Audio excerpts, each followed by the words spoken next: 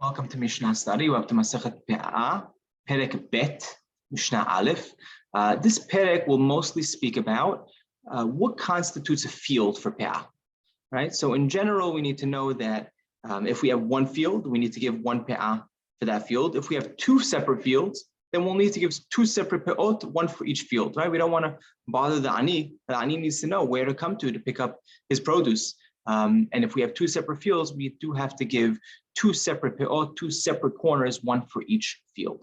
So our first Mishnah is going to speak about two separate fields for pe'ah. Let's jump into it.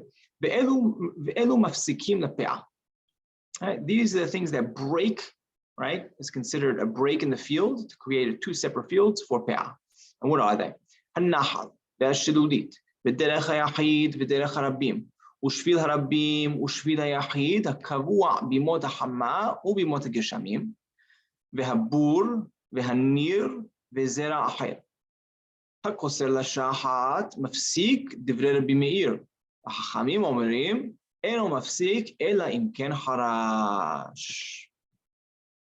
So these are the things that break a field, they separate a field for pe'ah. Right, it splits it into two to be two separate sadot, two separate fields, and a person would have to leave two separate pe'ot, one for each field. This we learn from the pasuk. Rambam points out pe'at sadecha, right? Meaning what? It needs to go from pe'ah from your field, right? From one single field, each field alone. And what are they? The first one is a nahal. If you have a river separating, or a wadi, maybe better yet, separating the field, right? That would be considered a break. That's shilulit. Shilulit. Over here, well, in modern Hebrew, it's really a puddle, but over here, Rambam explains it as what? It's a ta'ala. So it's more of a water canal, like almost like an aqueduct, right? A water canal, an aqueduct that they would use to irrigate their fields. They would draw water from these water canals, and they would use them to create small little canals to water to irrigate their fields. That's what the shilulit means over here. That's also considered a break in the field, and there will be two separate fields. Similarly, derech hayachid and derech harabim, if you have the pathway for a single person, or also a pathway, I would say more, not really a pathway, I would say more of a road, right? A road of yachid, a single person, or the road of a rabim, right? A single person would be 4 amot wide. That for the public would be 16 amot wide. Those are also considered breaks in the field. And then a shvil harabim, shvil yachid, that's more of a pathway. A person has a separate pathway. Shvil harabim would be many people would pass through, I guess, this field, right? It would be a pathway for people to pass through. Or if it was own private path, right? That would also be considered a break in the field. But over here, these pathways need to be set permanent through the summer months and the winter months. Right? It can't just be, oh, the winter season came and now no one's going to walk there because it's too muddy, right? That wouldn't count. And Rambam just points out over here, why does the Mishnah have to mention both, right? Why does it have to mention both the shvil for the rabim and also the pathway, the shvil for the yachid? And interestingly enough, he says that if it would have only said one or the other, we couldn't have learned both, right? If it would have said only the shvil for the rabim, right, for the masses, for the public, we could have said, okay, maybe a private shvil wouldn't work, right? If that would be too small, right? That wouldn't be considered a break in the field. And if it would have only said the private, pathway, we could have said, oh, a private pathway works because that's considered a break because he always uses it. But the pathway for the masses, for the public, it's a path over here, but they may not even use that path. They may use a different path, right? So it may not even be something that's used just because it's for the public, and therefore the Mishnah has to mention both the pathway for the rabim and the pathway for the yachid, for the individual.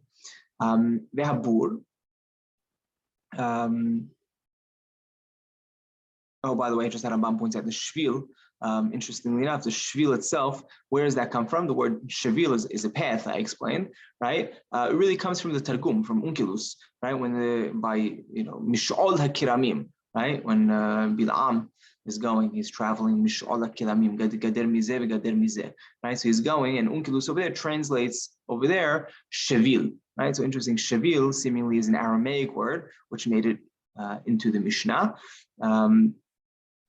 That's the pathway that we spoke about.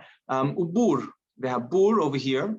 It's not bor. It's not a bor. It would be a pit. Bur, it would be pronounced. That's land that wasn't. It was never worked. It wasn't plowed. It wasn't planted. It's desolate land, right? We call it bur. That's also considered a break in the field. If you had this like desolate land break, separating two fields, it would be considered two separate fields. Vehanir, nir is land that you plowed it, right? So it's spun over, right? You turned over that dirt, you turned over that soil, it's plowed through. That's considered nir. That comes from Yirmiyahu, right? Niru lachem nir, right? That's in Sefer Yirmiyahu. Zera acher is the the third case the Mishnah is bringing up, bur, nir, and zera acher, another produce, right? So if you had a field, on one side you had wheat, another side you had wheat, in the middle you decided to plant fool, or you planted chickpeas, right? That would be considered a break, and you would have to give separate peot for each. Hakotzer lashahat mafsik, divrei Rabbi Meir. Rabbi Meir has something he says over here. He says if you're just cutting, just to destroy, right? You go ahead and you just chop down, your wheat to destroy it. And you have this, area where it's just, chopped down. That's considered a break in the field, and it's two separate fields according to the Rabbi Meir. Achayim say no, that's not considered a break unless elaim ken harash. It's only considered a break if you chopped it down and then you plowed over it. If you plowed over it, then that would be considered a break in the field to be two separate fields. Halacha is not like Rabbi Meir. It would be like Hachamim, that you do need to plow over it for it to be a break in the field. All right, so that sums up this Mishnah, right? What's considered two separate fields. And next Mishnah, we're going to continue on that same note of what's considered one field versus two fields.